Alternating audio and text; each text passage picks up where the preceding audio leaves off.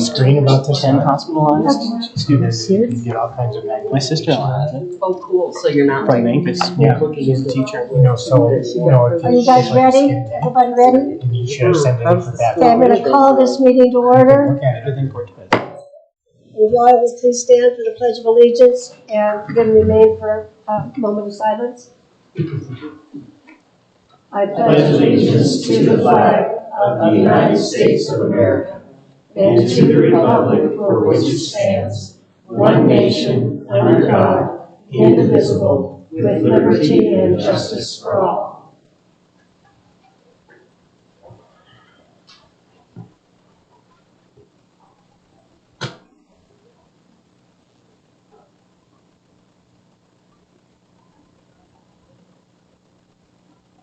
Thank you guys very much. I do appreciate that.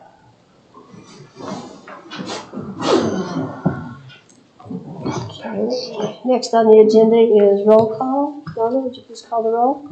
Mayor Queenie Bars. Here. Mayor Person Fred Brooks. Here. Trustee Ed Hallam. Here. Trustee Betsy Harrison. Here. Trustee Denise Bryan. Here. Trustee Judy Simpson. Here. Trustee Britt McWhorter. Here. Okay, we have a quorum, so we can continue on. Next on the agenda is the approval of the agenda, and I would entertain a motion. I'd like to make a motion to approve the agenda. I can second. Okay, we have a motion by Mayor Pro Tem Fred Brooks and a second by Trustee Denise Bryant to approve the agenda as presented. All in favor say aye. Aye. All opposed, same sound. Motion carries. Next on the agenda is the approval of the minutes of October 14th, 2021, and I would entertain a motion. So I noticed there was just one little typo that I saw. So I will approve the minutes of October 14th, 2021 with the change of metal with a T to metal with a D. And I already spoke with Donna about it, so she knows right what I'm talking about. And there is the date change on it because you got October 13th. And was it the 14th or the 13th? Okay, Oh, I didn't even notice that one. okay. Because on the agenda it's got the 14th. Okay, do we have a second? Second. Okay, we have a motion by Trustee Cindy Simpson and a second by Trustee Betsy Harrison and Trustee Britt McWhorter to approve the minutes of October 13th, 2021 with a typo. All in favor say aye. Aye. All opposed, same sound. Okay, motion carries. Next on the agenda is audience business, and we don't have anyone signed up to speak. Anybody come in since then? Okay. So moving right along, we have the proclamation, the green light of that. Did you want to do announcements? Oh, announcements, I'm sorry, announcements. I do have a few. Our visioning workshop has been rescheduled for Wednesday, November 17th. It will be here in the boardroom. I sent you all a flyer. It's being posted on Facebook and our website. Jerry is very kindly posting flyers around town and stuff for us. And it's a workshop open to the public. We're going to be soliciting public input. At 6 p.m. On visions. I believe 6 p.m. Is it 7? You know what? Let me. I want to say it was 7 on the flyer. Maybe it's 7 o'clock. Sorry, I don't have the exact time. It's the same time as the P&Z, isn't it? So, well, and that's, let me. It's in the flyer in the email. It is. I will find the flyer and let you know. It's either 6 or 7. We scheduled a ribbon cutting ceremony for the Main Street Bridge. Our engineer, SCH, and DNL Construction, the contractor, really want to thank the community for their patience and understanding during the project. So they've been working with Terry and some staff to schedule the ribbon cutting. So it's actually going to be like a little bit of an event. It's November 6th from 1 to 3, I believe. They are finalizing the flyer. As soon as that's final, I'll send it out to you guys. But, oh, thank you, Karen. The visioning workshop starts at 7. But as soon as the flyer is done for the bridge, I will send it to you all. It actually, like I said, is a little bit of an event. They're asking people to come in period clothing because it's from the early 1900s. We're following kind of the Bower Bay clothing and stuff. There will be like a 1920s Model T. Someone's bringing a vehicle. We've got some antique wagons. It's going to be closed. So, and they're doing food and drink, and there will be some music. So, And that's on the 6th? it's on November 6th from 1 to Saturday. The school board and town board joint workshop, November 15th from 5 to 6:30 here. And I will be providing dinner because the school board will be leaving here and going straight to their meeting, plus many of you will be coming direct from work at 5 o'clock. So we'll provide a meal. We started our town clerk treasurer interviews today. We had our first 3 interviews today, so that process will continue through next week. And then once we narrow down some finalists, the process that we will follow, they will have to undergo a fingerprint background check, they will have to undergo a credit check, a drug test, and then the second panel interview will be with the Montezuma County Clerk, the Dolores County Clerk, the Cortez City Clerk, their peers that they'll be working with. That will be their kind of panel interview, and then we will make a decision from there. We have some really good candidates, so don't necessarily want to lose Donna, but I'm excited about some of the candidates we'll be seeing. And finally, I've been working with the Mancos Conservation District on trying to find funding because they have that lot that they own that they want to build multifamily. I think at this point we're planning a fourplex of rent or deed restricted workforce housing. So there is a letter of intent that is due on November 1st. I am trying to work with DOLA to see if they will waive the match. The town has to apply, but the creative district is going to be responsible for the funding and that.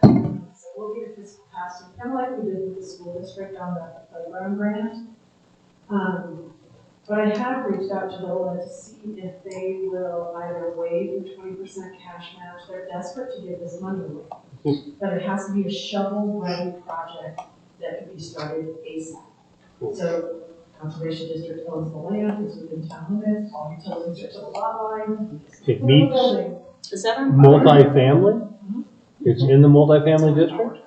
Yes, it's in residential, which allows up to a fourplex. Between the office and the church. So working with them on that, we've also come up with, if DOLA's not willing to waive the 20% cash match, threw some other ideas out there, asked DOLA for some ideas. So once the letter of intent happens, it doesn't obligate us, then there's a meeting, and then there's an application process. So you will see this again. I just wanted to let you know that's kind of what we're doing. If we can get that funding, it's construction funding.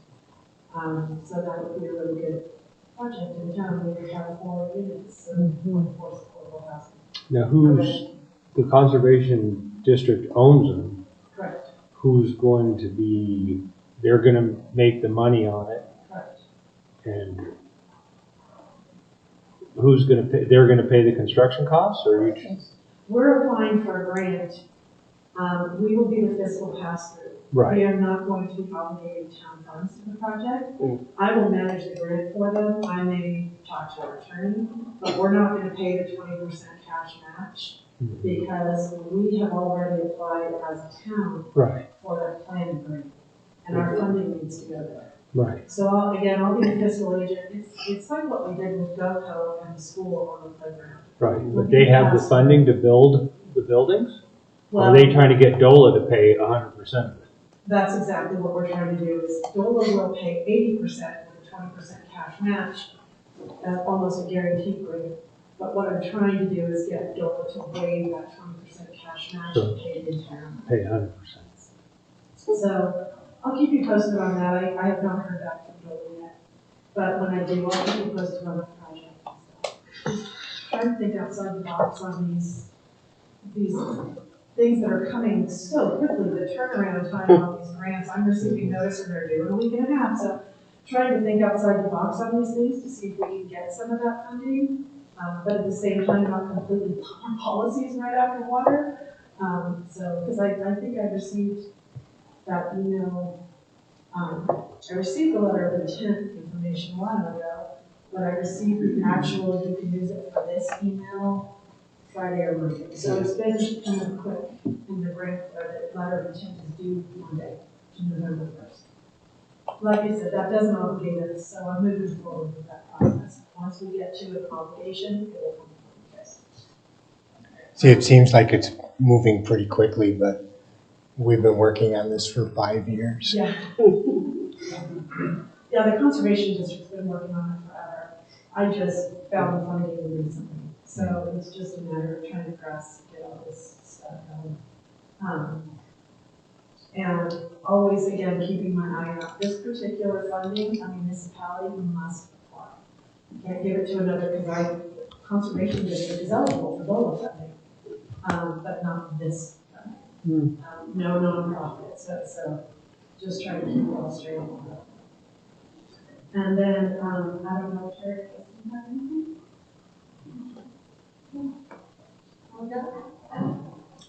I have a couple things. One is I just want to let people know that the Creative District did have a call with Live Well today, and both the monument that says "Welcome to Mancos" is still in going forward.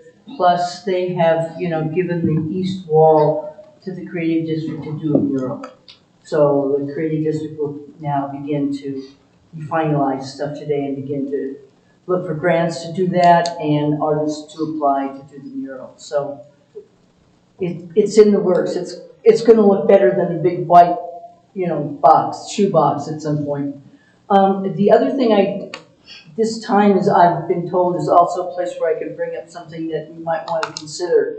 And I was thinking about this when I was reading the packet, because it seems like we're doing a lot of proclamations lately.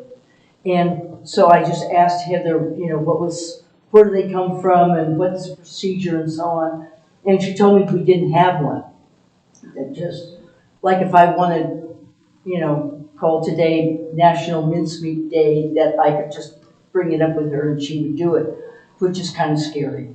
So anyway, I just thought that maybe that might be something we would want to talk about. I looked at a couple of other municipalities online, and they do have like a process for it. They have a procedure, and then they have a couple of places actually had a form online so that it would encourage citizens to, do something that relates to the town and have a proclamation, something. So I just thought maybe that might be, we have enough conversation to fill our workshops through the end of the year right now, I think, but it might be something we could talk about and do something a little bit more formalized. And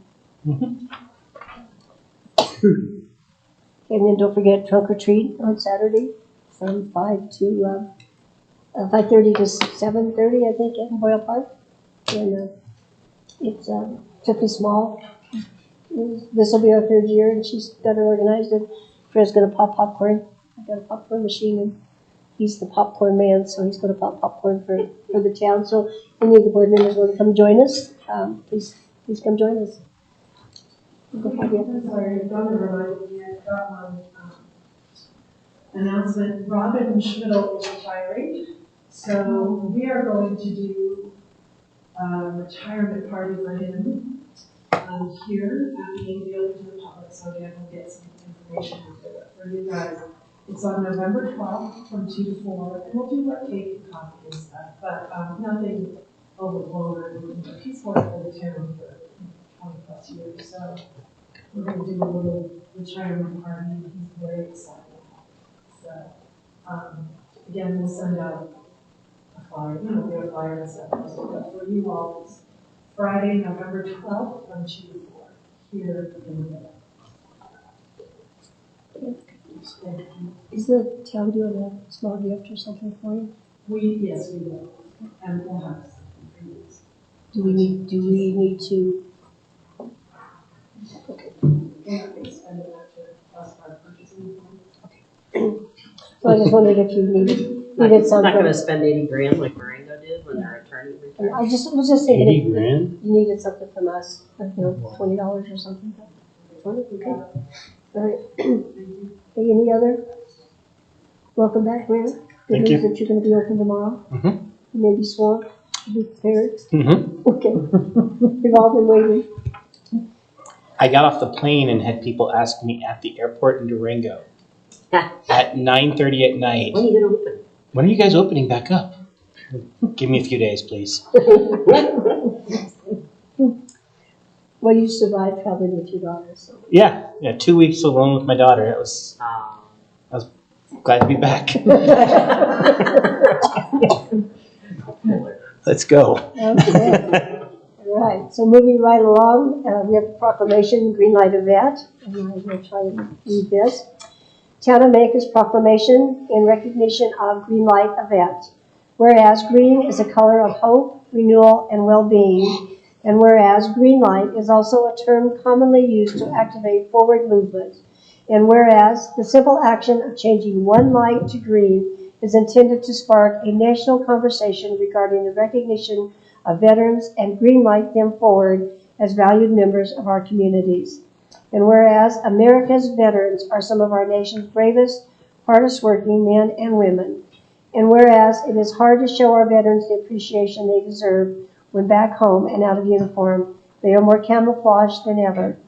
Let us honor our veterans not only on November 11th, but all year round by changing one light to green in the visible location, on your porch, your home, or at your office, and keep it glowing every day as a symbol of appreciation and support for our veterans. Now therefore I, Queenie Bars, Mayor of the Town of Mancos, do hereby ask that citizens greenlight a vet. Witness my hand this 27th day of October, 2021. And I did deliver those proclamations last year to the American Legion and to the VFW, and they were pleasantly surprised and pleased that we did that. So we'll do that again this year. Next is the proclamation for National Hospice Month. This is also kind of dear to my heart. Town of Mancos proclamation in recognition of National Hospice and Palliative Care Month. Hospice and palliative care, we listen, we care. Proclamation. Whereas hospice and palliative care offer the highest quality services and support to patients and family caregivers facing serious and life-limiting illness. Whereas hospice care and palliative care providers take the time to ask what's important to those they are caring for and listen to what their patients and families say. Whereas skilled and compassionate hospice and palliative care professionals, including physicians, nurses, social workers, therapists, counselors, health aides, volunteers, and clergy, provide comprehensive care focused on the wishes of each individual patient. Whereas, through pain management and symptom control, caregiver training and assistance, and emotional and spiritual support, allowing patients to live fully up until the final moments, surrounded and supported by the faces of loved ones, friends, and committed caregivers. Whereas the provision of quality hospice and palliative care reaffirms our belief in the essential dignity of every person, regardless of age, health, or social status, and that every stage of human life deserves to be treated with the utmost respect and care. Whereas every year more than 1.6 million Americans living with life-limiting illness and their families receive care from the nation's hospice programs in communities throughout the United States. Whereas more than 468,000 trained volunteers contribute 22 million hours of service to hospice programs annually. Whereas hospice and palliative care providers encourage all people to learn more about options of care and to share their wishes with family, loved ones, and their healthcare professionals. Now therefore be it resolved that I, Queenie Bars, by virtue of the authority vested in me through the Town of Mancos, Colorado, do hereby proclaim November as National Hospice and Palliative Care Month and encourage citizens to increase their understanding and awareness of care at the end of life and to observe this month with appropriate activities and programs. Witness my hand this 27th day of October, 2021. Okay. Moving right along, we have committee reports. And the first one is the Montezuma County Planning Commission. It was a horrible meeting. It started at 6 o'clock and lasted until 10:30. The last 3 hours was on one business, and it got out of control, and we finally had to get Shaq to step in and almost remove somebody, but it was a very long, torturous meeting. I hope ours never go that way. So Joe and I was talking about that tonight. So hopefully things will work out for the best. A lot of irate citizens in the area regarding Ironwood out in the county. So a very, very interesting meeting. When you sit in the front, it's not easy to get up and walk out. So, I sat there for the whole time. So that's where we're at. I earned my mayor's money that night. Macon School District.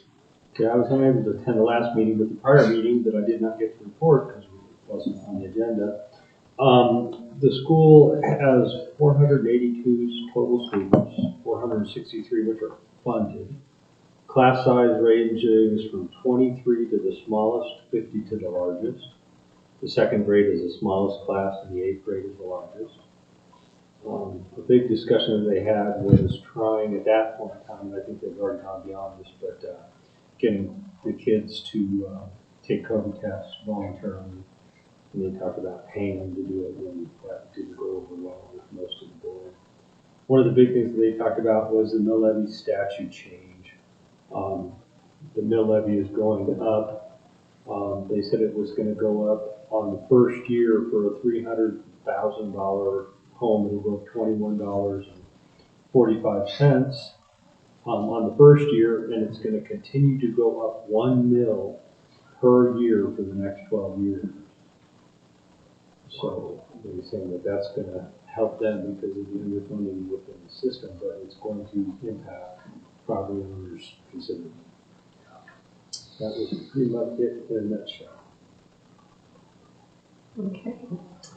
Next is the Montezuma County Commissioner update. Joe, get you on the spot. Yeah, I do have some good news.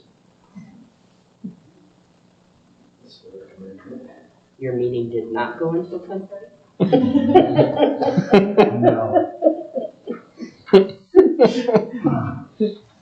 In Ironwood, I don't know, all the people raising cane out there, that property has been zoned industrial since 1965. Mm-hmm. They've all moved in around an industrial area, and now they're mad that there's industry. So I don't know what's going to Okay, happen. Jack, pull up the ladder. Ironwood has closed their doors for right now. We heard that it was from some of the employees that they hadn't been paid for the last month. So we don't really know what's going on, but they are shut down right now. So, but as of right now, we did get our application in for the gravel pit. There will be a decision is scheduled for December 20th, 2021. So it is in the works, so maybe for Christmas we can give you back 21.5 acres of gravel pit. So we can have that come back from the state there. So, and when you guys met with the Forest Service up here, did they get anything done over the Ironwood deal? I know that some of you was gonna go meet with them that day. Yeah, we did. Did they? Oh, the logging? Yeah, Yeah. the logging, where Was they that tore what up it- all the trails and stuff up there. Yeah. They came up with a plan. They did get a Yeah. plan. Mm-hmm. Okay. Joel, I can send you the after action report that came out of that. I would like that. Yes. Yeah, if you would. I think it was to all of you. I'll Yes. let me know and I'll send it to you. That's about all that's going on except for day-to-day stuff in the county, but we are on top of that gravel pit now. It's not Thank you. slipping through the cracks again. Thank you. Appreciate it. Thank you for your effort. And that, in Ironwood, I don't know what's gonna happen there. If they'll run a good business, I'll stand behind them 100%. We need the industry. They are in an industrial area. I'm sorry that those people didn't do their homework to see that there was 8 or 9 other businesses right there too in this area before they built a home right next to them. But Are they the ones that had the sawdust pile fire? No. no, that was That was elsewhere. These guys are Oh, out okay. These are like out by Lebanon Road. That area out there. T. T. The North Highway. It was the old plywood mill. Yeah, the old plywood plant. Years and years out there. And then they Montezuma come in and plywood. bought that. So I guess we'll see where it goes. You know, going up to Dolores Highway on the left before you hit the top of the hill, you see that big cone, the brown, like, it looks like a rocket ship almost. Mm-hmm. That's their, And that thing used to burn and glow for oh, yeah. all the time, so it Yes, it I put do know off what the you're glow talking that you about. see for 50 miles. And the smokestack that came out of it all the time. The Yeah. lighthouse. Yeah, so, I mean, that was huge for a lot of years, on both sides of that road, even on the north side. Not I just would the hate to south side. see us lose that business in Montezuma County because it has been very good for the timber industry and stuff, but I want them to run a good business too. Yeah. They employ, Yeah, for but, sure.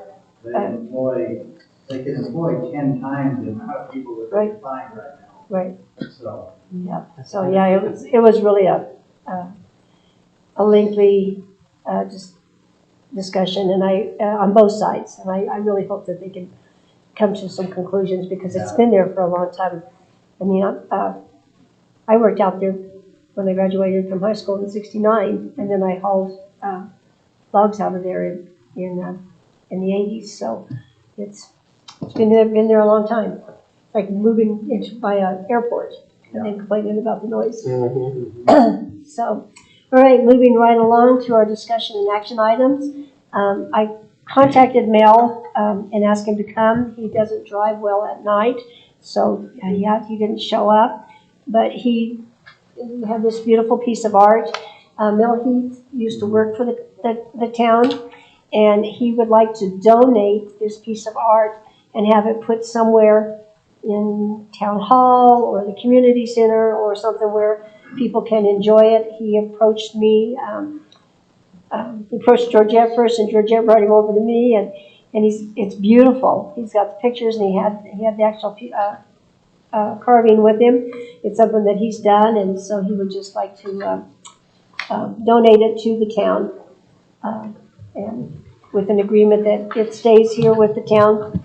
And so Heather has an art donation agreement in here.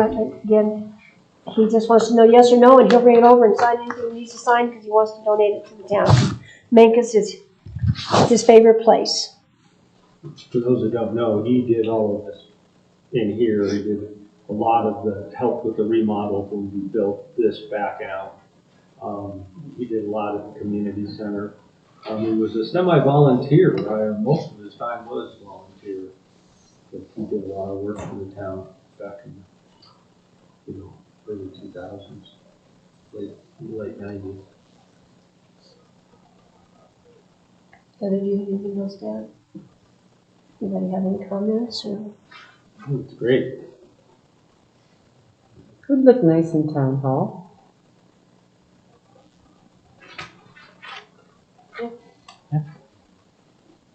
It's free. Yeah. It's free. It's pretty much art. Do we need to approve it? Yes. Yeah, I guess that's what I'm asking. Yeah. It's, Because I thought there's a system in place for both lent and donated art, and that necessarily the trustees do not have to approve or disapprove something, that there's a way for the staff to handle it. That's correct. We do have an art donation policy and an arts on display policy that were approved by the board a couple of years ago.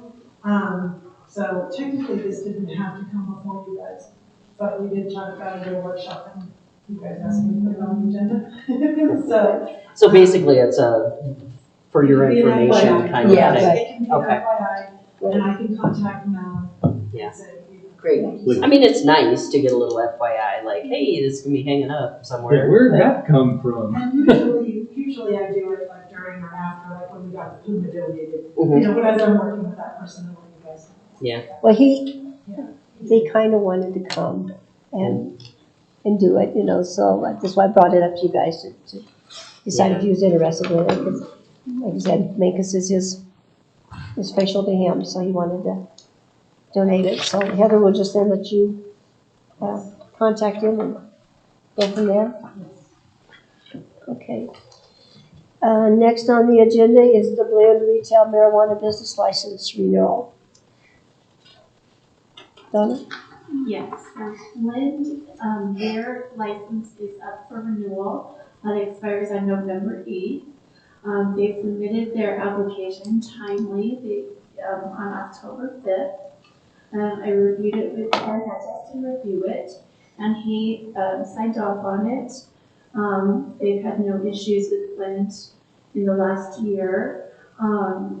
Their application was complete, and I'm just recommending that you approve the renewal of their retail marijuana license. Do they have a representative here? Don't we usually have somebody come? Not generally for renewals. Not for renewals? Okay. For change of ownership, usually. Okay. But usually liquor and marijuana license renewals, if there are no issues, there are no issues. Okay. Any discussion? I would entertain a motion. I move we approve the renewal of the retail marijuana business permit for Blend LLC, conditional upon receiving the renewal license from the state of Colorado, and authorize the town clerk treasurer to send approval to state. I'll second that motion. Okay, we have a motion by trustee Brett McWhirter and a second by trustee Ed Hallam to approve the renewal of the retail marijuana business permit for Blend LLC, conditional upon receiving the renewal license from the state of Colorado, and authorize the town clerk treasurer to send approval to state. Donna, would you call the vote, please? Yes, trustee Brett McWhirter. Aye. Trustee Denise Bryan. Aye. Trustee Ed Helland. Aye. Trustee Cindy Simpson. Aye. Mayor Pro Tem Fred Brooks. Aye. Trustee Betsy Harrison. Aye. Okay, motion carries. Moving right along, we have the short-term rental discussion, and this is a continuation.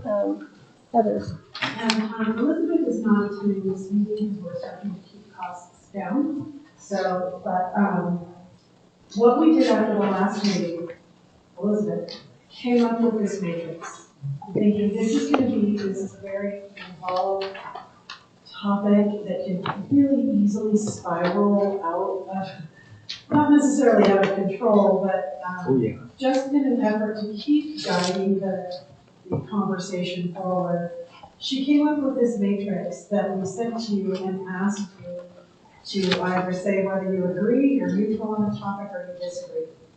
So I think the easiest way to do this, and totally transparent if you guys are ready, is number one, does anybody have any questions about any of these items? And then if those questions are answered or there are no questions, we can do this several ways. We can just quickly, line by line, you can say, I agree, I'm neutral, I disagree, and I'll just put some little hashtags to see what the majority goes, how the majority goes on these items. The other option, if you're not ready to do that tonight, would be to continue this to the next meeting. There is huge public interest in this topic. I receive emails all the time. So on this particular item, I'm hesitant to say, well, just email me your answers. Yeah. Just because of the interest from the public on this. So if you're not ready, or if we only get through half of it, we can take as long as you guys need to, because we can extend the moratorium if we need to. But once we do this step and finish it, Elizabeth will then use this to draft language, and at that point it should go to the planning commission for their review, their discussion, public hearings, and then their recommendations come back to you, review, discussion, public hearings, and adoption. So it's still a process, but due to the amount of public interest, I think that we should have these conversations. Oh, yeah. Absolutely. So I don't know, number one, if anybody has any questions. So I do, but I think I'd rather just like when we get to that line item, just ask it then, so that we're all like working from the same knowledge. If that's how everybody wants to go, then we can just kind of start the or we need to want you to do it, you want to do it, I can do it. Well, since I don't have a vote, I'll just start it and we'll go from there. Okay, policy activity. Purposes of short-term rental regulations. Number one, ensure that traditional residential neighborhoods are not turned into tourist areas to the detriment of full-time residents. Agree. Agree. Agree. I agree. Agree. Agree. Maintain the viability and affordability of owner and renter occupied residential housing in Mancos. Agree. Agree. Agree. Agree. Agree. Agree. So why don't we just start? Start with me and go Brent, that way. you just go this way, and then we'll know. Yeah, that might just be easier. Just Okay. start at the same spot each Right. time. Okay. Protect existing commercial structures and spaces from investment pressure to convert to residential short-term rental use. Agree. I felt kind of neutral, but Agree. Agree. Agree. Neutral. Prevent the creation and use of pseudo hotels in residential neighborhoods. Agree. agree. Agree. Agree. Agree. Agree. Ensure that short-term rental owners maintain compliance with the town's LUC and other relevant municipal regulations. Agree. Agree. Agree. Agree. Agree. Agree. Support the property values of all properties in the neighborhood, not just those lots with short-term rentals. Agree. Agree. Agree. Agree. Agree. Agree. Minimize public safety risks and the noise, trash, and parking problems often associated with short-term rentals. Agree. Agree. Agree. Agree. Agree. Agree. Give permanent residents the option to occasionally utilize their properties to generate extra income from short-term rentals as long as all of the town's other policies objectives are met. Agree. Agree. Agree. Agree. Neutral. Neutral. Protect the health, safety, and general welfare of the community.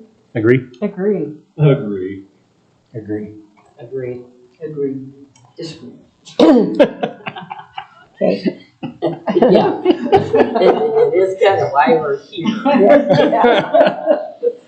Permitting process for STRs. Simple rental property registration to identify where rentals are located. Current business license. Agree. Agree. Disagree. It should be stronger. Next item down. Agree. Yeah, mine's a little weird too. I think yes, but in addition to the next one down. That's why I say disagree. I say don't Yeah. I do that. Do disagree. the It should next be thing down. permanent, not a license. Oh, yeah. And I think Yeah. So that one's split, so the next one's gonna decide the vote. Yeah. Okay, more detailed permitting, conditional use permit or STR permit to identify which properties are used as STRs, ensure compliance with regulations and require inspection. Neutral. I agree with that one. I agree. Agree. Agree. Agree. Okay, permitting or licensing that must be renewed annually with fee. Agree. Agree. Agree. What kind of fee are we talking? That's to be decided. No idea. Okay, so it's not just the business license fee. No, it'd also be This inspection is- fee. It would be to cover cost. Okay, agree. Agree. Agree. Property inspection for life and safety requirements. Neutral. Yeah, I think neutral because I don't think I quite understand who's gonna do the inspection, so that kind of thing. So is that fall back on to the person, short-term rental person, or, yeah. So I'm The town neutral. would, I agree, should be done. The town is gonna have someone that does that will be part of, you know, I assume when we talked first, that would be part of their fee when you pay as a short-term rental, you would pay your fee, and part of that fee would pay for the inspection process to make sure that you meet all the health and safety requirements. Okay. Yeah, I just didn't understand. So your change of vote or yours is neutral? No, I'll agree now that I understand it better. Agree. Agree. Agree. Establish contact information to do violation-based enforcement. Require minimum response time from property agent to any complaint. 45-minute response time. Agree. Agree. Agree. Agree. Agree. I'm kind of neutral, just because I want to understand it better. Yeah. Well, part of that is I was you have to have somebody someone locally that somebody can respond in 45 minutes, because if you've got an investor in Denver and you call them at midnight, they're not gonna answer, and you've got a water leak, or you've got a fire or something. But that's all already assuming that we're gonna let people do this that don't live here. Right. And I'm not, I'm not sure. that's Well, why, or- that's Further why I'm down, neutral, it kind of goes. because I'm unsure. Or just if you do live here, you still have to either respond within 45 minutes or hire somebody that does. Yeah. So I think it's probably more likely to be violated if it's somebody away. But still, you could have somebody local that just blows you off. Okay, we'll leave it neutral at this moment. Establish a performance bond to cover penalties. Property owner must file $1,500 bond with the town, and the town can use that money to cover fines if the property owner doesn't pay. Neutral. Well, I agree. Disagree. Neutral. I agree. Neutral? That got you nowhere. Can I ask a question? No, So- no question. So the performance bond, they're not literally handing us a check for $1,500. It's a performance bond paper. Well, it would Right. depend, again, it would depend on the language in the final ordinance. If you would like some type of performance, guarantee in the ordinance, we would decide, is the bond, is the cashier's check, is the, you know what I mean? Yeah, letter of Yeah, credit, part of the thing there is whatever. we're not requiring anyone else to do that. Right. So that's Well, why yeah, that's actually why I we do. disagree. Actually, we do require that when we're doing subdivisions and other developments where they're But- gonna have impacts that we may have to cover. So we do actually Okay. do that way. Provide notification to neighbors of use of property as short-term rental. Agree. Agree. Neutral. Neutral. Agree. Agreed. Application fees should be set high enough to address monitoring and enforcing. Agree. Agree. Neutral. Agree. Agree. Agreed.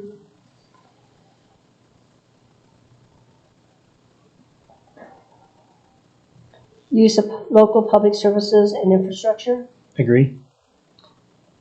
Can you explain that a little better? Like, what does that mean? Like an impact fee. Yeah, I'll agree.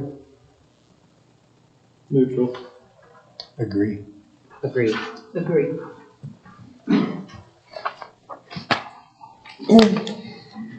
Policy activity, mitigate neighborhood impacts. Ensure that homes are owner occupied in permanent residency. Assumption that Mancos will retain the current owner occupancy requirement. Agree. Agree. Agree.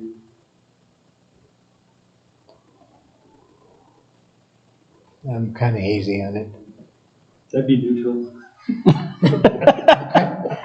I should have brought my magic 8-ball. Results are hazy. I agree. I agree. Require full-time owner occupancy of primary dwelling. Agree. Agree. Agree. Neutral. Agree. This is one of the things I'm neutral on. I need more discussion. Require full-time owner occupancy of any unit on the property. Could be ADU. Neutral. Agree. Agree. Neutral. See, this is weird because I put disagree, but it's because I think they should be occupying the primary dwelling. I agree. With you. Well, and I think that stems from some places that will rent either or. The owner will stay in one or the other. Yeah. you know, the, Yeah, you know. I'll go live in my garage while I rent out my big house and make a lot of Well, money. but not in the garage, but I mean, in the ADU, I'll be in the ADU while someone's in the big house for a period. I mean, Yeah. that's a common thing in Airbnb. But it just says of any unit. Mhm. So they Yeah. could do that. You They could live in either can't, you one. can't live in the garage. It's not, Well, if it's your ADU, yeah, you can. if I it's can your live in my ADU, garage. yeah, Yeah. that's the ADU, but Yeah. not just physically in the garage. No. It doesn't have a bathroom. Yeah, well, it's Yeah. gotta have a kitchen too. But I feel like in residential areas, the residential house is the use. And I don't think that we should have accessory uses being all of a sudden the primary use. So it's a PE Yeah. zoning You thing. live in the ADU and you turn your house into a party house, Yeah, you know, Well, do we've we got want party that? house addressed further down. So Yeah. so Cindy, are you saying, I disagree because I think the full-time owner should be living in the primary dwelling. And that's, you agreed with Cindy, correct? Yes. Yes, which is a disagree on that. We agreed to disagree. Disagrees, those are disagrees, not agrees. Because I didn't know disagree because owners should Yeah. occupy primary dwelling. I Yes. gotta make that clear too. Well, that's the one above. Right, right. Ownership, the one above that is exactly. Is what it says, yeah. Require full-time. allow less than full-time owner occupancy, minimum required occupancy months and days? Okay, I have a question before we start answering. Okay, Well, based on your responses, that one's gonna be new. Well, yeah, Yeah. but my question, you're right, but my question is, who's gonna track how many nights somebody's living in their own house? Well, and for me, I didn't even get that far because what I'm hearing is you're requiring full-time owner occupancy. Mhm. Both of the previous two questions in some form Mhm. require full-time owner occupancy of the property. Mhm. So this right here is going to be a giant no in capital letters for Elizabeth and me based on the prior two answers. Right. Is that what you meant to say? Must have full-time owner occupancy of some kind? Because what Yes. what Elizabeth was talking in that is people that leave for the winter Correct. and rent their house to make sure that it stays viable while they're gone. Right. So that's, Or we're they saying leave for that the can't be summer. done. So the answer to that question then It's is gonna be no. no. So if you leave for the winter, no one can stay in your house. It's gotta be. Well, left no in- one can stay in your house for less than 30 days. They could rent it for 3 months because that's a Good long-term rental. point, good point. So that's where you take care of your seasonal rental. No, Is a that's a long- good point. I was just thinking of Yeah. what she had brought up. I Yeah. didn't, yeah, I like, Yeah, yeah, you just that's don't have valid. that nightly Because, churn. because that's what she was trying to address was the snowbird, someone that's gonna Exactly. go south for the winter. Yeah. But if they're going away, they're gonna go for the winter, they're not gonna Yeah. go for 10 days. Right. So Right. They're gonna go Yeah. for, and Just- short-term they have rentals is a 30 day of days or less. sure, 30 days, yeah, okay. No, I didn't, that one slipped right by me. Okay, so we don't need to even answer that one. Nope, Allow some units to be full-time, short-term rentals. no, I think, Disagree. Yeah, disagree. I was neutral on that because I was a little confused by what it meant. Allow some units to be full-time, Like, short-term. nobody lives there. They're just a Just- overnight rental unit. It's a No hotel. one lives in it. Yeah. Well, you have to have an owner occupied, so that one gets. Yeah, it's another one that That's just, another- we already answered Yeah, I was that trying to pretty figure much. that one out. Yeah, that's why I went neutral. 'Cause I'm not Y'all sure are staring what at me that to answer, so I just answered. So that was gonna be a no. Three disagrees. Yeah, that's Ben, or Fred. Yeah, I gotta be neutral on I'm disagree. Disagree. Limit the total number of STR units in town. See the table on page 4. God, 4 confused me. I couldn't answer any. The more I read it, the more I went, I don't understand this. Yeah. Well, I okay, was so thinking. first of all, and we don't have to finish the discussion tonight. So first of all, what we need to know is the consensus of the board, do you want to limit the number of short-term rentals? Do you want to cap it? We can only have 20 short-term rentals in town. How many do we have right now? We had 12 legal? You did, Donna sent it to me and I don't remember. It was 12. I can look it up. I actually went I back thought it and was read. 12. I actually went back and redid it. I think it's less than that. It is less than that. If I'm right, if I remember right, it's 8. Can we cap it? But there's so many that I know people who, that don't put it like on Airbnb. But that's not legal. But it's not. So that's what I'm saying, how, that's the problem is, That's where okay. neighbors have to yeah, keep and, complaining. So I guess, so do we want to limit the number of short-term rentals? That's the overarching. yes, Yes. yes, we do. Yes, Yes. Okay, so. rents. Yes. Yes. We kind of lost that rhythm, didn't We went all over the place. So we're going to limit the number of yes. Everybody wants to limit the number of Yes. short-term rentals? In one way or another. Okay.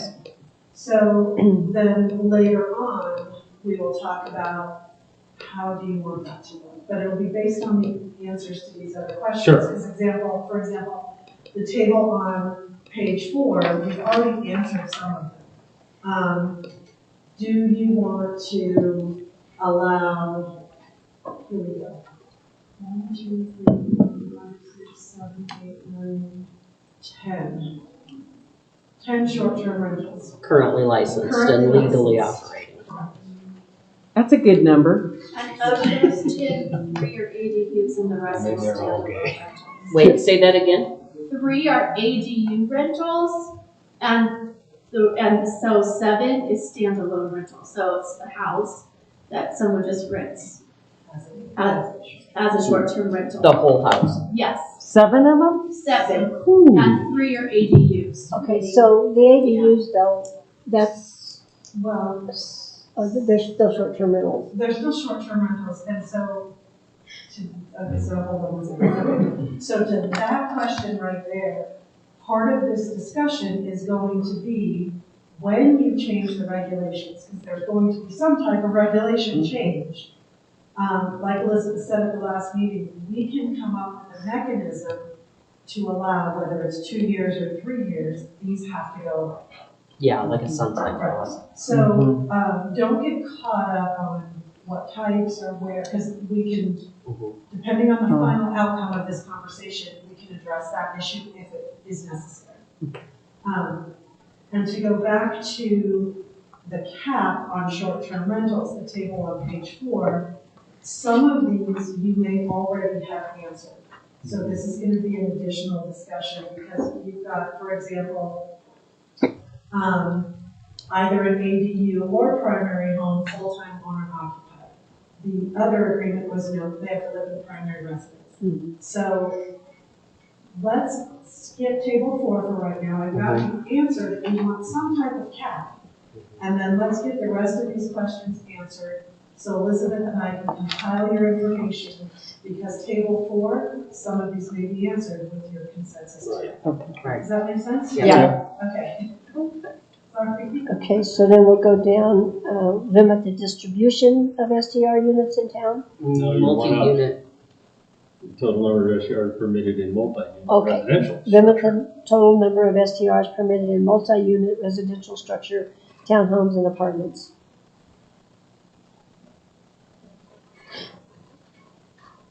I don't know how to answer that. It's not an disagree thing, it's a number. So you could say 0 if you disagree. I could. So I guess my first question is, in an apartment building or in a townhome or in a fourplex, do you want to allow one of those units to be a short-term rental and the other units are long-term? I think that then there wouldn't be somebody on premises. There wouldn't be homeowner or occupied. You could, because you could, in a fourplex, I can live in one. Oh, that's true. I could rent 2 and short-term the other. So, I mean, you could do that. The apartment kind of comes hard because very seldom does the owner of the apartment live in one of the apartments. I've never seen that. I'm sure it happens, but I've never seen that I think in an apartment complex. And we do have an apartment complex. I'm just trying to think if I were living in an apartment house, I don't think I'd be real excited about. A party room. People coming through. Yeah, I think it, And I think if I was a rent, an Airbnb, I don't think I'd be willing to go into an apartment building to rent. Well, and also, I've actually done that. It was beautiful. It was in Dublin. Oh, well. But Wrong country. But it would be super annoying for the neighbors. And I think that if I were a landlord, I would not want my tenants to be able to sublet on a nightly basis the property, because it's my property and I want to make sure it's not being damaged, or being used and overused like the short-term rental would do. And I think we also need to take into consideration the housing shortage Right. in Mancos. I was gonna say, if we're doing this exercise anyways because of the housing shortage that we have, Right. I don't think that we should be allowing short-term rentals in Right. a building that could Predominant offer more housing, affordable housing. So I'm gonna just say 0, and then we can go down the line. And then, 0, shouldn't do it. 0. 0. Okay. Now, I will does the be- Conservancy District still want to do the 4? They're not permitting short-term rentals. Good. I'm kidding. Well, I can tell you right now, for experience, there is no housing in Mancos. No rentals, no nothing. So we need it badly, badly. Limit the distribution of STR units in town by zone district. Does that mean by do we create a zone? So you can agree to all of these. No, what it says is, do we only allow them in residential? Oh, I got you. Only allow them, so you can agree, because again, we'll work out what zones you want to allow them in. Right. But the end result, for example, could be, we only want to allow them in the residential zone. They have to be separated by 500 feet, and there can't be more than one on one lot. So you can actually agree Do to all all of of them. these if you wanted to limit Yeah. it that much. Or you can say, I only care about the zone, I don't care about the rest. So it's a 3-part question, which will tell me how tightly regulated and spaced you want these units. Carol, if you want to carry out a conversation, would you? Ladies? Carol, if you guys want to carry out a conversation, would you either whisper or go out in the hallway? Thank you. They're masked, they couldn't hear. So by zone district, agree. Yes, I agree with that. I also, I don't know how to articulate this, but when she showed that map, no more than, like my street, there's a lot of them. And then the next street over doesn't have any or something. So I think it needs to be separated by neighborhoods. That's the next That's the one. next That's down below. So Yeah. you would like all 3 of these. You want it in zoning districts, you would like some type of.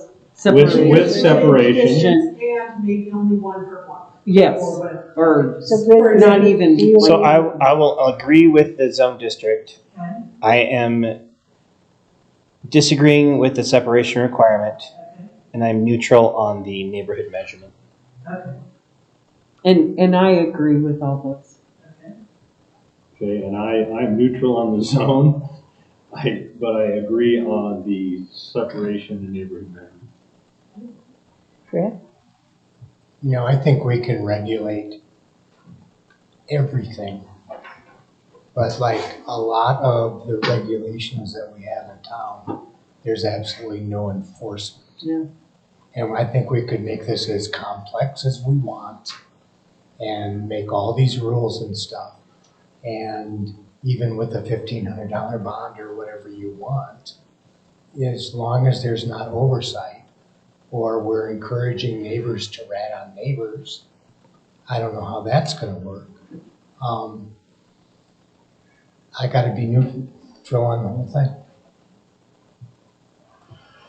And I agree with all 3 of those. I agree with zone, I agree by, block, and I don't really care about the 660 feet. And the one thing I thought about with our little town, there's a lot of places on Bower and stuff that don't have on-site parking or garages.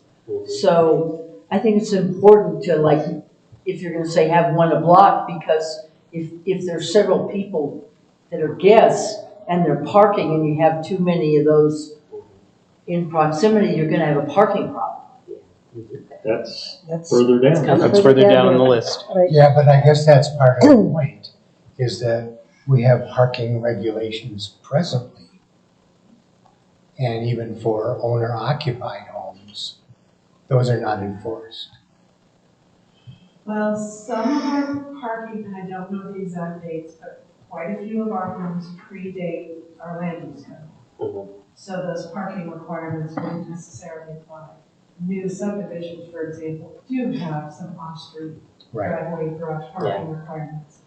But a lot of the homes in town predate Any regulation. existing regulations. Right. But like in my subdivision, there's a house that has like 5 pickup trucks parked on the lawn. Well, it used to be the lawn. Now it's just a big dirt patch. But now they're on property, they're on their own property that's off street. Yeah, but it's not like a driveway, so. I don't, and like I said, I'd have to look at the code, but I don't think that it says you have to park in the driveway. I think it just says you have to provide off-street parking. So you can park on your lots. Yeah, I can park on my rocks. My Honda Civic ought to handle that real well. You have to jack it up a little bit. Yeah, get a lift kit. Okay, so limit the total amount of time a property is permitted to be a short-term rental.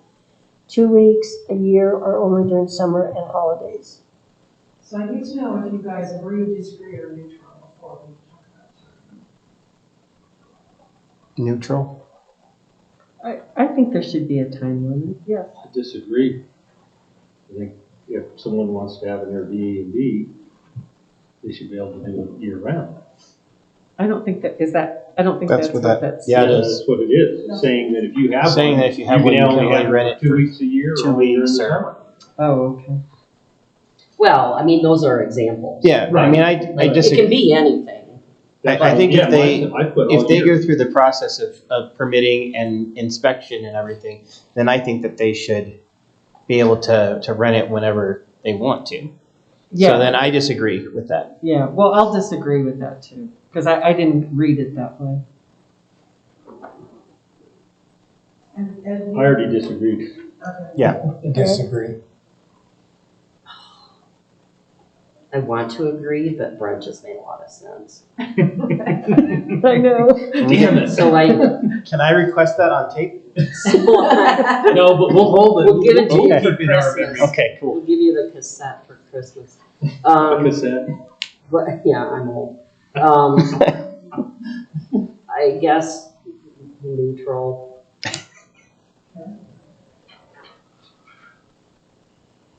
Oh, I disagree. So we don't care about the time. Okay.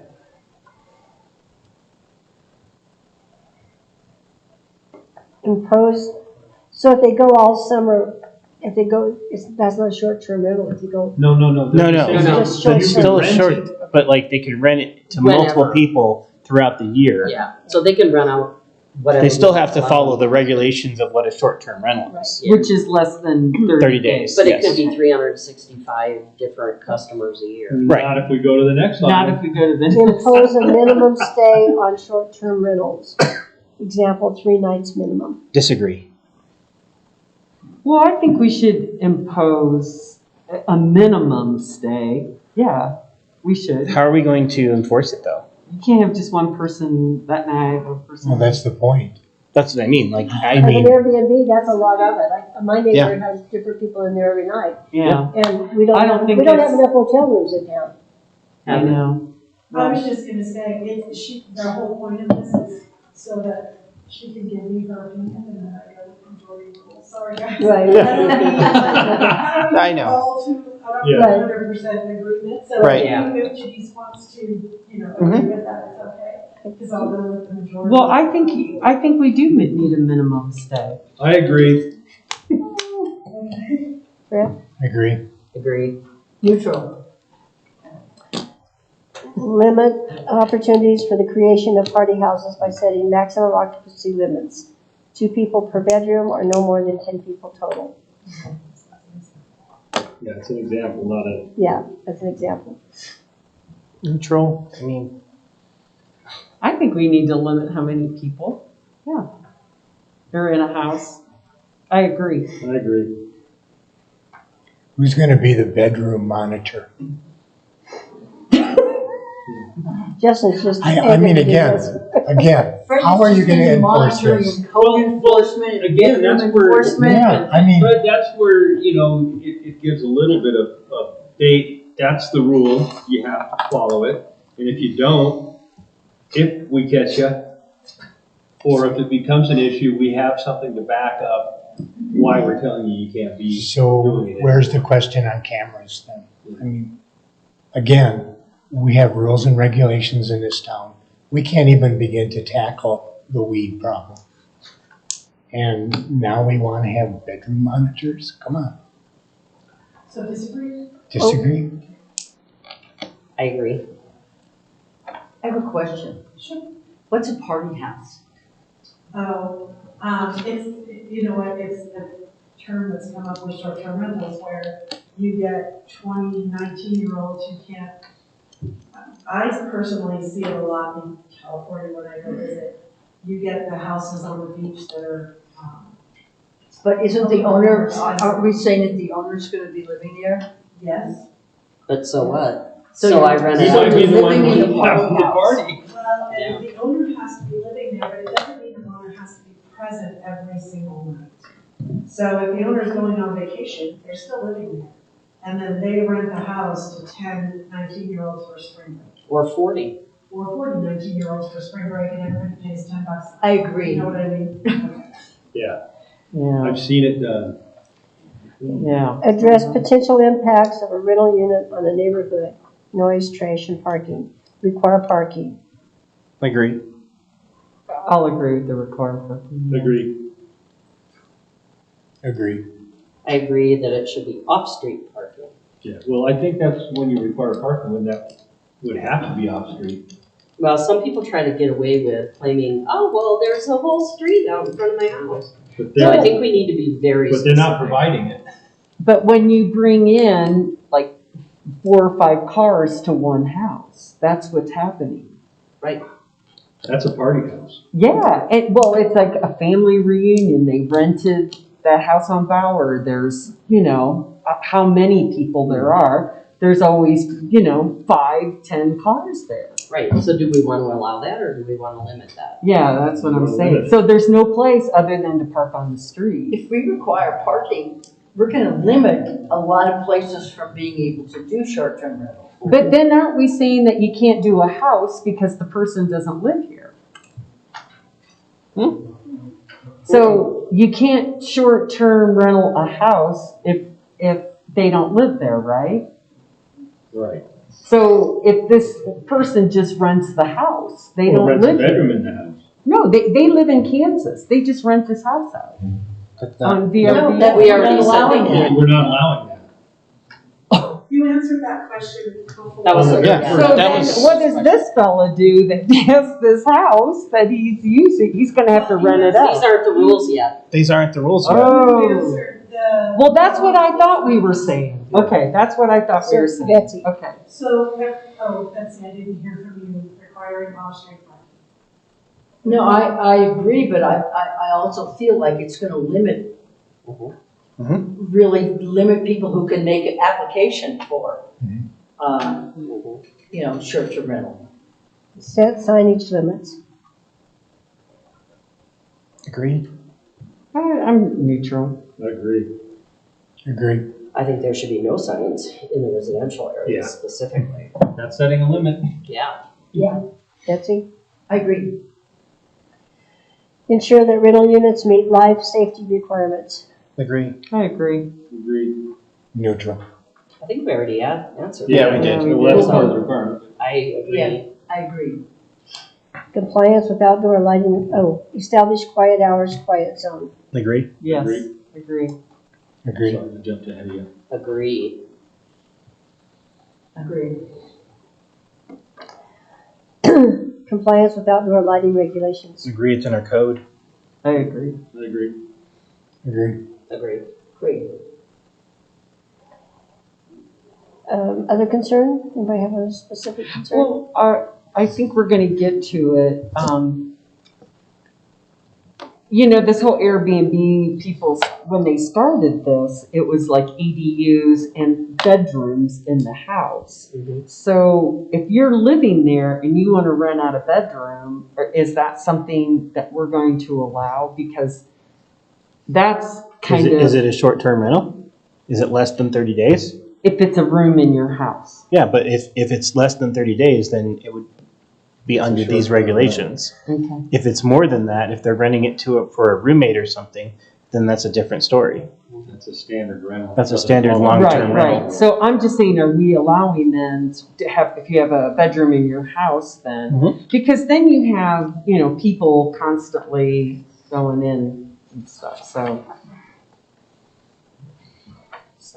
So that's why I was just questioning that one. That's That's another that's on concern. table 4.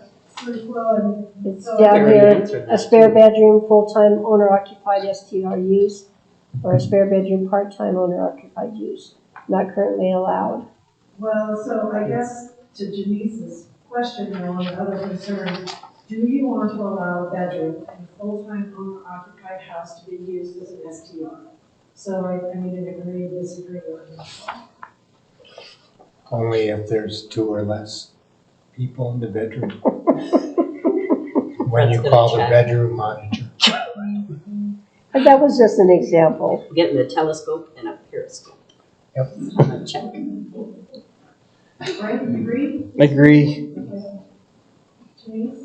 What are we agreeing on? Your request? Your I know that's question. my question, so we're saying whether we allow a bedroom, someone Yeah. to rent a room in their house as a bedroom. Yes. As a short-term rental. Oh, I don't like that idea at all. Okay. It's just You don't creepy. have to do it. No, but my neighbors, that's creepy, having all kinds of people walking around. No, I don't like it. Sorry. Yeah. I got I want to be emotional. neutral. Okay. Neutral.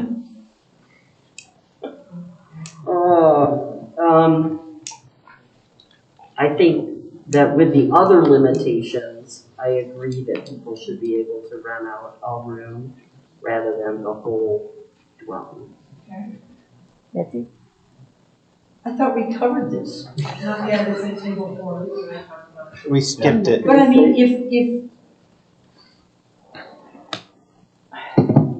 if it's owner occupied and you have a short-term rental, In the house.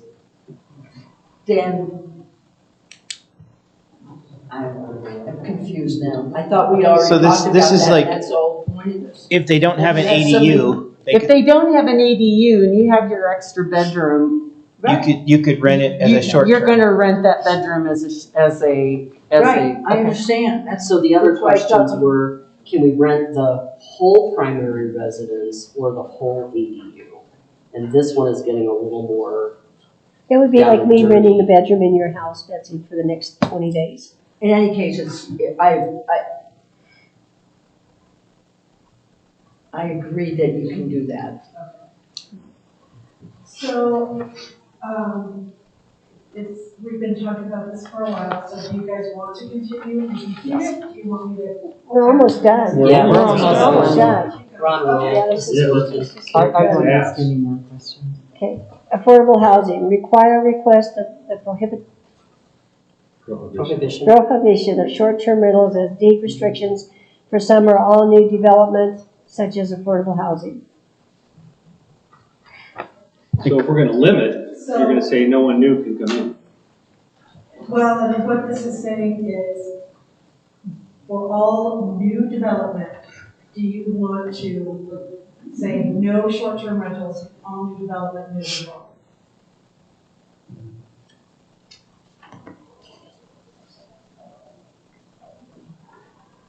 I don't read it that way.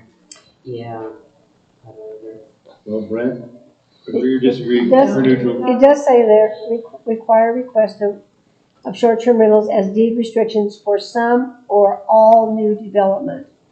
Such as affordable housing. Yeah. So if this was, say we get an affordable housing subdivision in here, then we could, in the deed restriction of that, not allow short-term rentals in those. But if we had somebody go, so somebody else did a new subdivision, that necessarily wouldn't. Correct. We could Then I go agree. either way. I agree. It's Yeah. I apologize for not. I agree. I agree. I'm still neutral. Okay. If it's gonna be affordable housing, it's gonna be deed restricted anyway.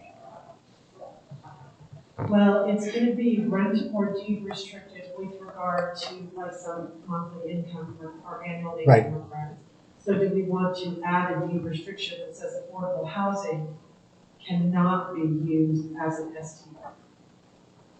Does that also include, like, if the owners live in there and they want to rent the bedroom? Yes. It would be all or nothing. On this particular one, if we're going to do some type of restriction, deed restriction for affordable housing, we cannot say, well, they can use it as short-term rental if they're gonna live there and rent out a bedroom, but they can't use it as a short-term rental with this. It's either, it's affordable housing, no short-term rentals, or affordable housing, allow short-term rentals, and then we have to decide how to regulate. As long as they meet all the other things that we put in it. Correct. I guess I'll go neutral. I agree with the prohibition, Agree with what? the prohibition of short-term rentals I and disagree. things like that, affordable housing. You disagree? I disagree. Okay. Yeah, I think if people need affordable housing, they ought to be able to pick up a little extra money and rent a bedroom. You prohibit the use of permanently affordable housing for STR, and that's in current regulations. Agree. I agree. Agree. Neutral. Agreed. Neutral. Explore possible limits on non-local, non-primary resident owners. Agree. I agree. Agree. Agree.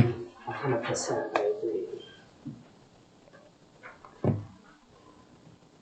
Agree.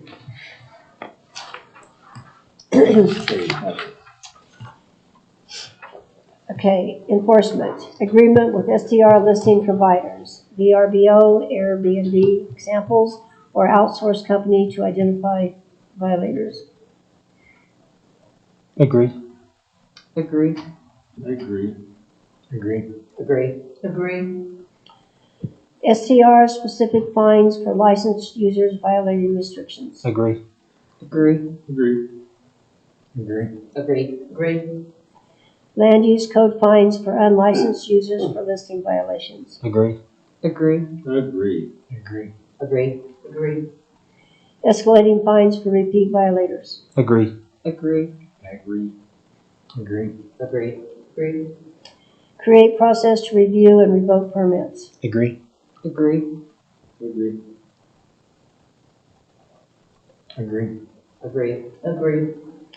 Require renter to sign acknowledgement. Agree. Agree. Disagree. Neutral. Agree. Neutral. Registration and permitting or licensing that can be revoked, renewed annually with a fee. Agree. I agree. Agree. Agree. I agree. Agree. Okay, pre-existing STRs. Legal pre-existing STRs should have renewal priority if the town limits the numbers of STRs in the future. Agree. I'm thinking. You can come back to me. I'll abstain. I'm sorry? I'm abstaining. Okay. He's a current. I own one, so I don't want Oh, Agree. I agree. If people are doing it legally, then I think they should have renewal priority because they got them first and they're doing it right. Agree. I'll agree. Okay, unlicensed pre-existing STRs should have renewal priority if the town limits the number of STRs in the future. Disagree. Disagree. to wholeheartedly disagree. Disagree. Disagree. Disagree. So I'm gonna say, before we go to this table on number 4, we, I think, have answered some of these items. So let me take this information, update the matrix, and then table number 4, some of these questions are gonna change. Because you guys were pretty specific that you don't want part-time owners, you don't want, so. Yeah. Let's ignore table 4 for right now, and we compile these. Can I bring up- The new matrix, and then, I will come back with the new matrix at the November 10th meeting. It can be kind of a quick, did we get this right? If it's a did we get this right, the next step will be planning commission starting in December. I just want to bring up one, the Yes. require renter to sign the acknowledgement. Yes. Anyone that goes through Airbnb, VRBO, or one of the established ones, that's part of that process. It's already done. Mhm. So to make the renter sign another agreement is redundant and also kind of, I think it's going to set renters back. Like, what do you mean I got to sign this? I've already done this. Well, If they're not part of that. Yeah, but that's the problem. Yeah, I mean, That's the thing. that's why I was neutral in it, because it was like, it's already taken care of for the legit. Is I guess I want to say, for the more legit, it's already taken care of, but for those that aren't. Would it be beneficial before we pack all this up to just have a short, hopefully, discussion on the different zoning districts and where we have a gut feel on where they might be appropriate and might not be? we can do that. We'll get back to that, and then you guys can let me know. So zoning district, residential, I'm gonna kind of keep this, we've got zoning districts, I'm gonna kind of keep it a little bit higher level for now. Okay. Because we've got 2 single-family residential zones. So, residential, mixed use, commercial, and, I'll call it the highway. And So, multifamily. like, so for example, should we allow these in the residential district? Agree, disagree, neutral? Agree. Agree. Agree. Agree. Disagree. Disagree. Nice. Mixed use. Agree. What's the, Mixed use. Mixed use. It's a oh, mixture of commercial and residential in one building or on one lot. I agree. Agree. Agree. I think that's the perfect place for it. Yeah. Agree. Commercial.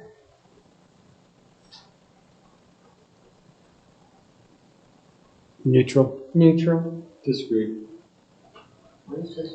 What separates this from existing motels, hotels? If we go commercial or highway business? I mean, if we pass a regulation like that. Well, and on this one, I would need to ask Elizabeth, because our current commercial zone says that if you go commercial, if you live in a home, and that home transitions to a business, you cannot go back to a residential use. But we let somebody do it. Well, and then we made some changes to our code. Yeah.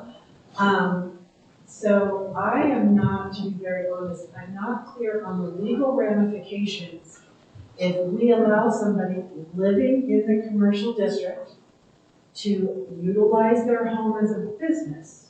How is that going to affect our desire as these residential homes in the commercial district turn over? We want them to be commercial, we need to expand our business district. I'm not, honestly, not clear on the legal ramifications, and I don't think David's ready to answer that tonight. Oh, come on, David. Wake him up. on the So, if there is interest in allowing them in the commercial district, that's gonna be something that Elizabeth is gonna have to take our code and figure that out and bring some information back to you. It's kind of difficult because to me, like the short-term rental, our town treats it as a business. So if we allow that in the commercial district, then to me, that property becomes business use and they can't, so if there's interest in allowing it in that zone, the majority interest in allowing it in that zone, Elizabeth and I will have to dig deeper and bring some information either back to you guys or back to the planning commission. But if there's no interest in allowing it, that'll tell me which way to go, but I can't give you guys specifics tonight. Okay, so currently we have 2 neutrals and 1 disagree. Fred? Neutral. Yeah, I have the problem in that I view this as a commercial use. And so I think it would be weird if we didn't allow it in the commercial zone, but it's fraught with problems. So, yeah, I think research is key. So you're gonna say neutral or disagree? I disagree pending more information on zoning. Betsy? Oh, I think it should be allowed in commercial pending, you know. So I have a note that says pending current code research. Yeah. So we'll work on the commercial. Highway? We do have the same conundrum in our, what's now called corridor mixed use. It used to be the highway business district, because the ordinance that I'm referencing that says, if you go here, you can't go back, or if you do this, or this percentage is destroyed, it applied to the commercial and the highway business district. So do we want to kind of pen commercial and highway business district until I can get some more research? I would think so. Yeah. Yeah, that sounds good. Okay. So if you have a residential home in the commercial district and you rent it out, you do short-term rental, then odds are that's going to become commercial, and then that can't go back. That is the current, Right, yes. right. So So I guess for mixed use or residential, if you do short-term resident or rentals, is that going to boost it to commercial use? And then you can't ever go back to residential, for instance? no, because this weird ordinance that's come up over the years only applies to commercial and highway business. Right. It says nothing about residential, it says nothing about mixed use, it just specifically referenced those 2 zones. Okay, I don't know anything about the legal end of things, but I wonder if somebody, a corporation from Denver, is gonna come in and go, wait a minute, kids, I don't think this is right. Or, Challenge the, yeah, um, I guess we're back to, I'm sorry, this is just a little too vague for me. And I think we're setting ourselves up for a lot of trouble in the future. I think this all needs to be done, don't get me wrong, but I think that, we can sit up here and we can pass all these ordinances and regulations and stuff, but I can see some challenges coming down, and I can see a lot of problems for the town as I said, for enforcement and stuff. to be very honest, and again, we'll bring this back to you, and we're gonna move forward in some form. Right. But, I have the same concerns. What my internal kind of unofficial plan is during this process is to figure out exactly how much regulation you guys are looking for. What is the ultimate outcome? What is that final ordinance gonna say? Because to be very honest, if everything in here makes it into the final draft, we're gonna need staff. We're gonna need at least one staff member that is devoted to short-term rentals, even if we outsource to a company that finds them for us. Right. We're gonna need one additional staff member, To go through the process. to code enforcement, short-term rentals. So mentally, I'm kind of waiting to see what the final ordinance, even if I didn't draft before it's finalized. But if this follows, our final ordinance follows this discussion tonight, we will be back before you, I'll be back before you, saying, hey, we need another person. Because Fred and Janice are absolutely correct. They are operating in town, but how do we know that? We don't drive around and look in people's yards, and we don't knock on the door and be like, we don't recognize your car. Not yet. There were 4 different cars here in the last 5 days. I mean, I can definitely see some challenges. I think like Fred said, unless neighbors ratting out neighbor, it's really difficult to tell this kind of thing now. Yes. Most people advertise on Airbnb and VRBO, so staff companies, but Yeah. so depending on the outcome of this conversation, there may need to be other conversations about staffing and enforcement. Well, I do, it's kind of funny, but there was one on Airbnb that was not in here, that was not legal, and they've since pulled it. Well, and the problem is they change. I mean, like Donna checks it, but unless we're checking it every single day. Yeah. Yeah. And we don't have time, even now. We don't have time to check all of those short-term rental sites every day or even every week. Because it's not just checking the site, it's also then contacting them, making them fill out the forms. Yeah. So, Yeah, there's all the follow-up. So we're Yeah, definitely- it's a lot of work, and the sad part is that, back when we had, like, when we did the ADUs, let us know that you have one and you're gonna be grandfathered, and not everyone did that. And that kind of scenario, it's like people just wanna just not even let you know what they're doing because they wanna keep it secret, but the bottom line is they're taking away from revenue to the town and more, but I mean, the biggest thing is that, it's not right. I mean, They're 'cause there is a process to do it right. Yeah, and they're also putting impacts on the town, town services, town water, streets, law enforcement, the whole shebang. And, we're not getting any revenue from that. We're just getting all the cost of the services. And I want to say I fully agree with Fred, as we enact new regulations, we need to make sure we're enforcing them and the existing regulations. Because if we don't, there's not really any point. So. And Justin and I have been talking, we're not ready to bring it to you yet, but we've been trying to figure out ways to handle code enforcement. Well, we've talked. Permanently, forever, you know what I mean, so. We've talked as a group, as a board and as with staff, that code enforcement is a stickler because we throw it onto the marshal and them, and they don't have the time, and that's not what they should be doing. That's not their duty. Yeah. And maybe it is time that we look at, we do have enough enforceable items in our town that we should have someone that looks at those and that's in charge of making sure that we meet all of those. Mm-hmm. And they could probably pay for themselves. Well, yeah. And this thing, up until now, it's been kind of like, well, we need it, but we've got money and we need other staffing issues, but this. Yeah, that's the straw that broke the camel's back. Exactly, that's gonna be, again, no more discussion, find the money, make it happen, figure out how it's gonna work. Yeah. So. Well, it can be a civilian person, and then you could hire even a process server to serve the papers should it go that far, So, but anyway, just to keep you all posted, if the final document looks anything like the discussion tonight, we will be back in front of you asking you for stuff, just to start thinking about that. But I'll work on this, we'll bring it back to the next meeting for just a quick, did Elizabeth and I get what you were looking for? Here's one or two legal research on that ordinance, and then maybe we'll go this way. I don't think you can use quick when you're addressing this problem at all. Well, and like I said, if we need to, we can extend the margin. So we can have cognizant of that time limit, so. Right. I understand it. Yeah. All right. Thank you.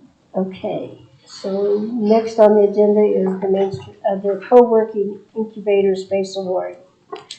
And Rachel is here to answer any questions. She's really been spearheading this. She's really good at helping with this project. But so we actually put out the RFP for a consultant to help the town with a feasibility study and then a business plan for a co-working incubator space in the marshal's office when they move to their new building. We did get 2 responses, both firms are very qualified. Region 9, the Chamber, the Creative District, and Rachel reviewed them and kind of had a discussion about pros and cons. They're both pretty equal. I don't know if Rachel has anything to add on this particular one. The Parks Master Plan, staff really thought this company is hard, but this is the best. On this particular one, we can go either way, so I wanted to put this information to you guys and ask what you thought. But Rachel, do you have any input on pros and cons? Yeah, I think, well, one of the proposed is a little bit more in depth and a lot more information. That was from Jasper Wells, who made those usually came to our sources to check it out. So he definitely showed a lot of interest. And the other group, I actually talked to both of them when I was researching boards and together. And they were highly motivated as well. And they started a software that a lot of places use and really understand co-working spaces. One big thing though that I realized is timeline. Because unless you get some kind of change from unit A, it has to be completed by July 30th. And it looks like the Jasper Welch one, he was going to clear in 2022. It's really thorough. Good catch. He's a little bit over budget too. So that's something to know. I don't know. Any other input, but if we're gonna call him, we've got to get it done. Drawn out. And when do you say it has to be finished? July 30th. Of 2022. Or 2022, yeah. Yeah, but you're saying Jasper Welch was going well into 2022, July's. Oh, sorry, December. Okay, Yeah, he's okay. going into December. Okay, I just was trying to. Yeah, thank you. Now, all the years are, going by. So the final decision would be the staff and Region 9 and the Creative District. Is that what you're? They gave their input, so I don't know. Oh, you two It's would us. decide. Well, that's why I said they're both very close. Yeah, they are. And under Jasper, we probably called him, cut out some of the public input, shorten the timeline, raise the budget, So they're both very qualified. So I'm looking for some input from you guys because you did have on the Parks Master Plan, your discussion. It was a good discussion and it did bring up some things that I really haven't thought about. So I'm wondering if you guys have any thoughts or input. And if you don't, it's okay. But on this co-working space, on either one of these applicants. What's the plan for redoing the new building for the marshal's office? Is that looming? Is that going to be next year? Is that going to be the year after? It will be done next year. Justin and budget. Josh are currently working. They've got a site plan. Yeah, Go ahead. So we went through it. We've got the floor plan for what the building will look like. I'm in the process of doing new evidence lockers where it's an actual better evidence room. So there's a few things we're buttoning up depending on total cost and hopefully by March. I'd like to be in there just after winter. Because that gives us then from March to July to get this done, right? Well, this is just, it's the planning, it's not implementing, so. Okay. Yeah. Okay. So they can work on this plan. The first step of this is the feasibility study. And then the second step is the business plan. The business plan says we should have this space as a meeting room. You need this much, equipment, you need office furniture and that kind of thing. So they can work on this plan while that is happening. While construction is happening. Okay. So the alt space co-working group that has the software that they created, are they did you get any sense, are they bidding on this so that they can then also sell us the software? Or is that included in? I wasn't really. Yeah, it's not included, but it might be something we want to consider regardless of who we go with. Their core plan is eventually starting with co-working spaces and using that software, right? It's basically a turnkey solution for managing co-working space, so I don't know if you Because it's our staff is going to run the co-working space, right? So we want it to be as easy as possible. Okay. That could tack on hundreds of thousands of dollars. Well, and that's the part of the business plan. So first step feasibility, second step business plan. That business plan will say, not only do we need this to start up, but this is what your, say, monthly rental fees need to be in order to keep it self-sustaining. So that's part of this plan. Okay. Software recommendations, office furniture.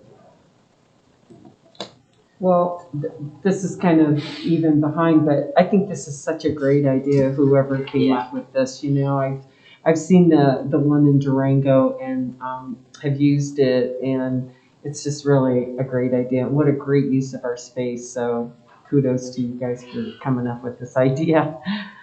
Thanks.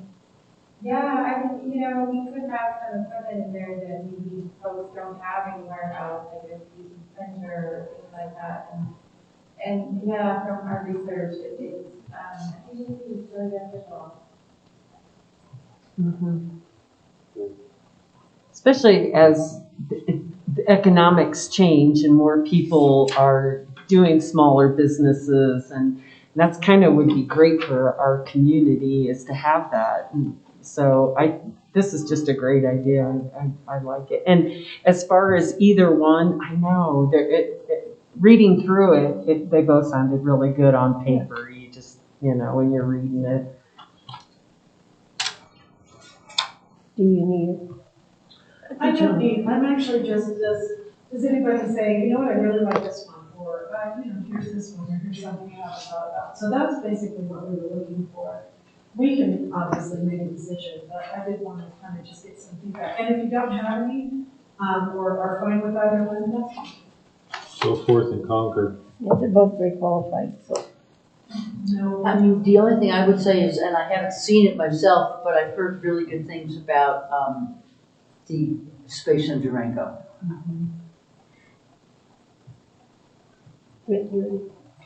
I don't have any leanings either way, other than I did like the fact that there is a software with AltSpace, and they might have better insight of how, if we're going to go with that one, how much easier it would be to go with the company that makes the software to make everything match up right off the bat. So that's my input on that. I agree.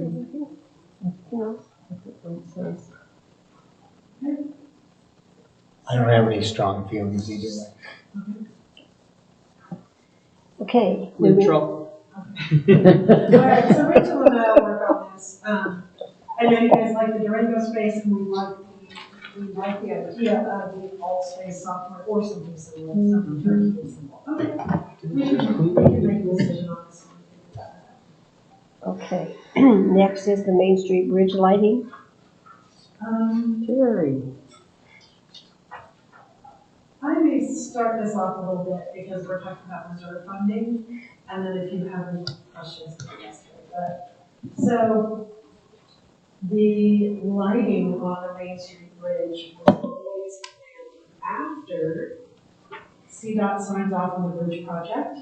It is not part of the CDOT grant or the CDOT process. We are getting close to finalizing that project, and Terry and the engineer came up with the concept that we included in the package for all of the equipment and the installation, because DNO, our current contractor, is going to do the installation outside of the CDOT contract. We're looking at about $30,000 from reserves, and I estimated about 10% high. I never want to go over the budget for you guys. So we will be taking, if you approve this, we'll be taking $30,000 from reserves to install 6 lights on the bridge, on the piloters. Keep changing this word, but 6 lights, 3 on each side of the bridge. And again, it will be done outside of the CDOT contract. So, yes. For either you or Terry. How tall are these? Like, we have a couple little dimensions here, like 12, or there's like 12 or 13, and then it points to it, but I'm not sure what that is. and then 19.5. But like, how tall are these? Are we talking like tall streetlights? No. Or are we talking like more, I can walk under it as a pedestrian, but, I mean, show up on your room, I think they were talking 12 feet. And the balusters are pretty high anyway, you can go 12 feet on top of that. So nobody will hit their head on them. yeah. But they're not gonna impose into the driveway either, No. That was into the drive path, not driveway. Mm. So they're like great big streetlights. I mean, I see they're dark sky compliant, but I just want to make sure that they're not gonna just, Yeah, have you seen that one over on Angel Way? no. That's what they'll be a lot like. And the ones that they got Go that are way. the lowest wattage too.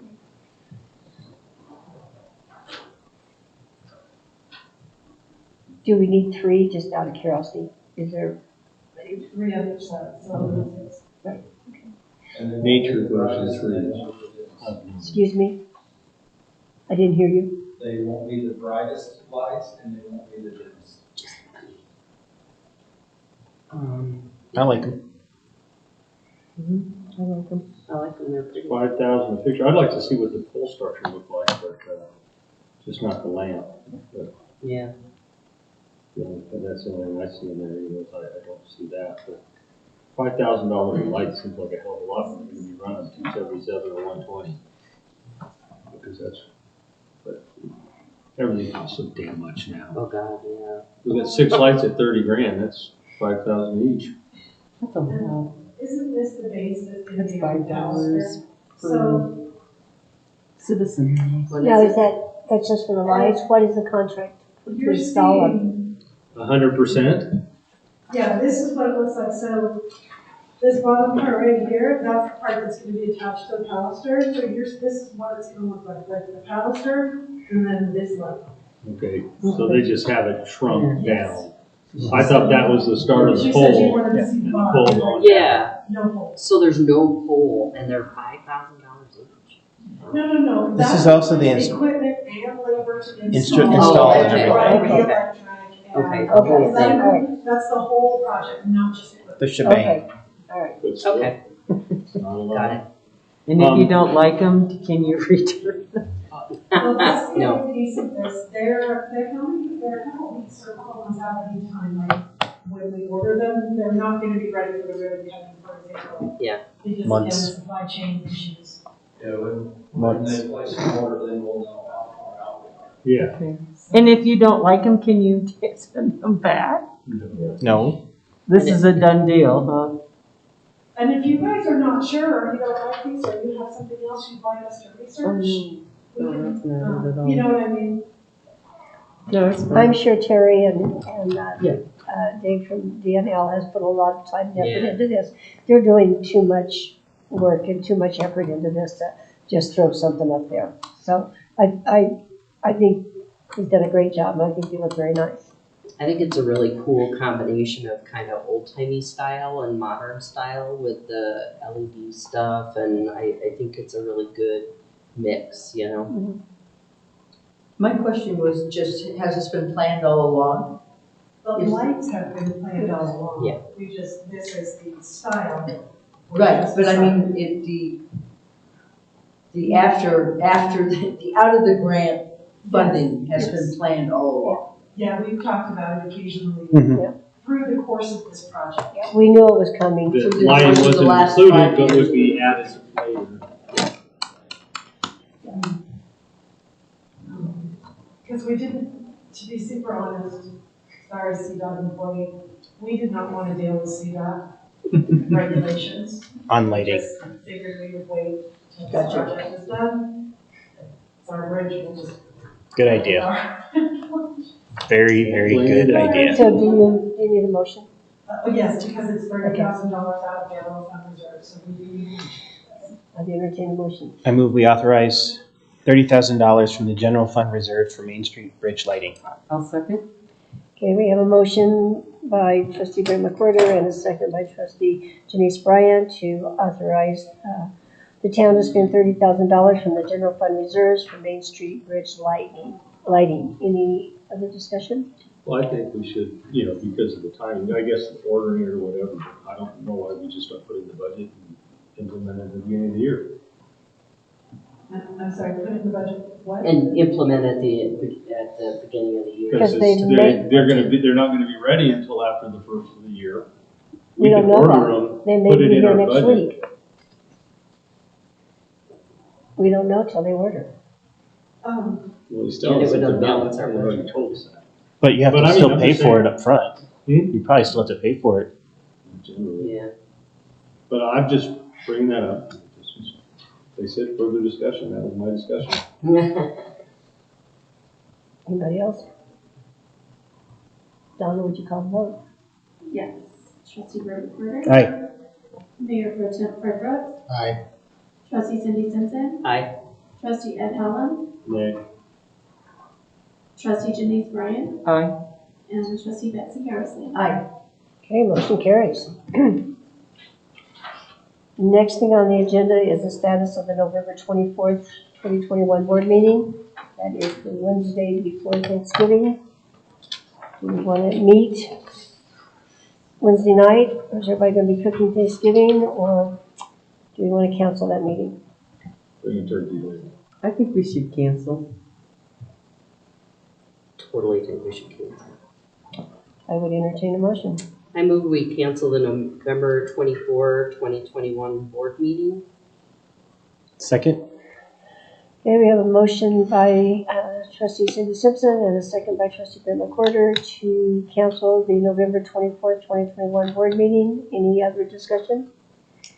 If not, Donna, would you call the vote? Yes. Mayor Pro Tem Fred Brooks. Aye. Trustee Cindy Simpson. Aye. Trustee Betsy Harrison. Aye. Trustee Ed Hellam. Aye. Trustee Janice Bryan. Aye. Trustee Brett McWhorter. Aye. I wanted to say no, so. I know you did. No, bah humbug. Motion carries. Last thing on the, next thing on the agenda is the 2022 water and sewer rate structure. There's no recommendation on this, discussion only.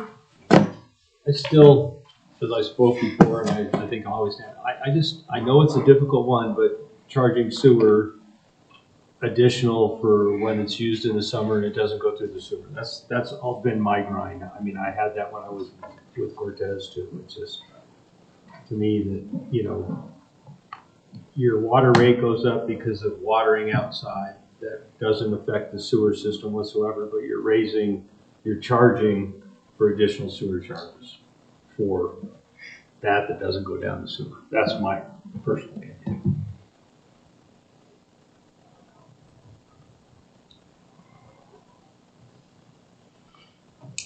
Anybody else? There was a really good class on it at CML, and they really discouraged, they say towns have to raise the rates, but they discourage raising all three, at one time because it's really hitting people in the pocketbooks, but,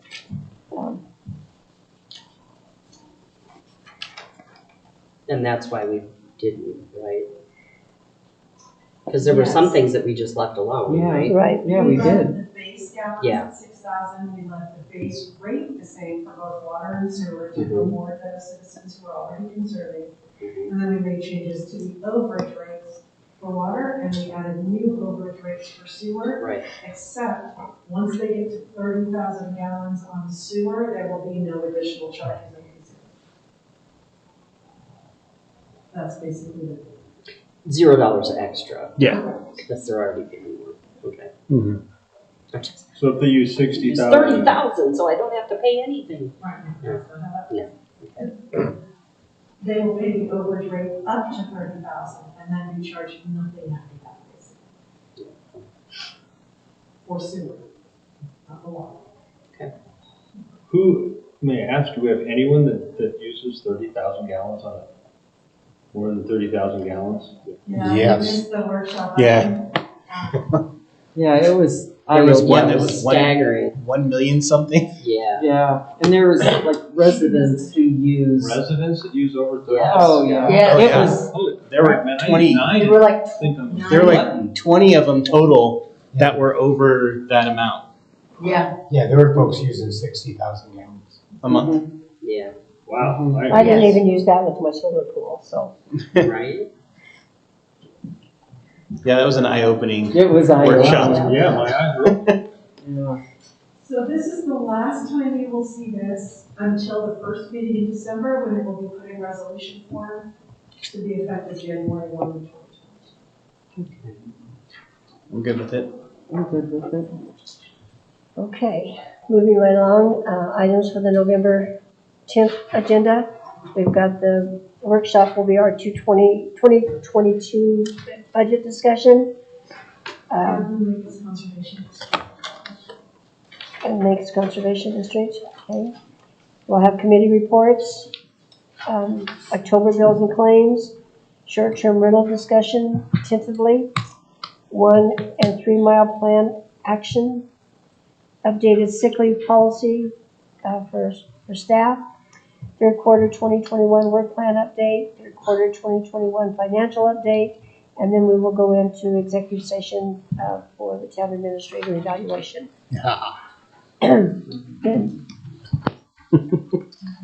Or I don't have somebody's. Yep, I do, wait a minute. I got them all. 1, 2, 3. Mine wasn't 4, in 5, the envelope. I got them all.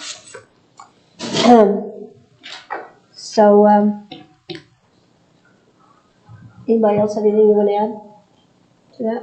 I think that's pretty full. Okay. And the next thing is the adjournment. I move we adjourn. All right, meeting adjourned. Right on that.